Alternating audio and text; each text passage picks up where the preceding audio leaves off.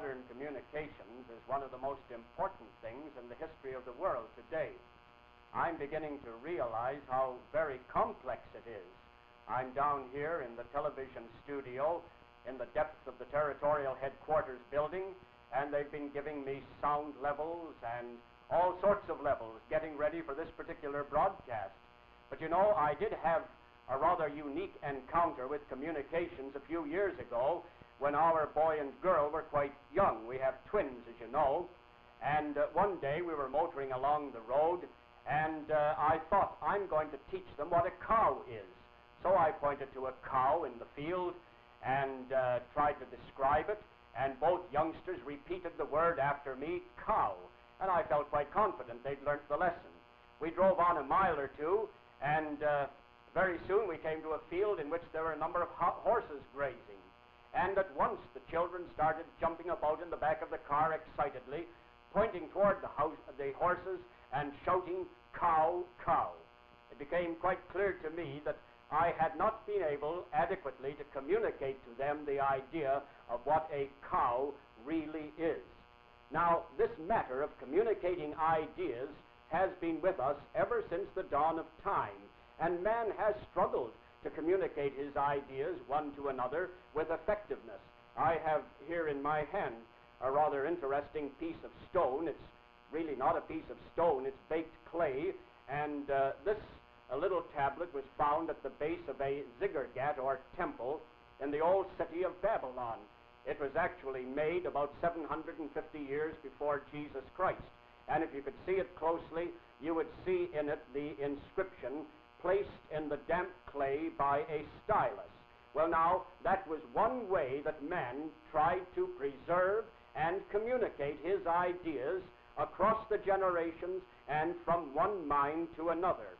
After they used the clay tablets, they discovered how to use papyrus in Egypt, and at times they used the bones of animals. They wrote on the bones, and at other times they used the parchment or the skins of animals. I brought along with me a very interesting document. It's actually an indenture, but it is an idea to convey, a plan to convey an idea from one mind to another. This is made of parchment or sheepskin, and this actual indenture was prepared in Anno Domini 1644, and it says here, in the reign of King Charles the First of England, Scotland, and Ireland. Well, of course, as time went on, men discovered many other ways of communicating their ideas, and thousands, millions of books, in fact, have poured from the printing presses of the world, and we're glad to say that the Bible is still the world's bestseller. But you know, you and I have moved into an era of unparalleled opportunity in the matter of communications. For two new media of communications have been opened for us, the radio, which has been with us for a good many years, and the television. And we are hoping that you officers gathered for the television workshop will really get something out of this workshop. We want you to apply yourselves to it.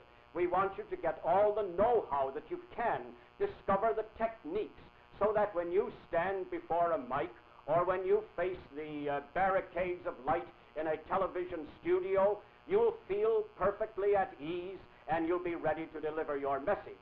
Now, may I remind you of one very important thing. There's no point in you standing before the mic or standing before the television camera if you haven't a message to give. And the message you have to give is not the message of your own personality, though that's important. It's not the message about the Salvation Army, though that's important. The basic message you must deliver is the message of the redeeming grace of God, making its impact upon the lives of people and upon society everywhere. So I hope when you go back to your corps or your institutions or back to your PRD job, and in the future you get a chance to communicate to people over the radio and on television, that you'll remember this. My job is to get across to the minds of people the fact that God lives, that Jesus died and rose again. Communicate to them the saving grace of God. I wish you success, and I hope you'll gain something very much worthwhile from this television clinic. God bless you all.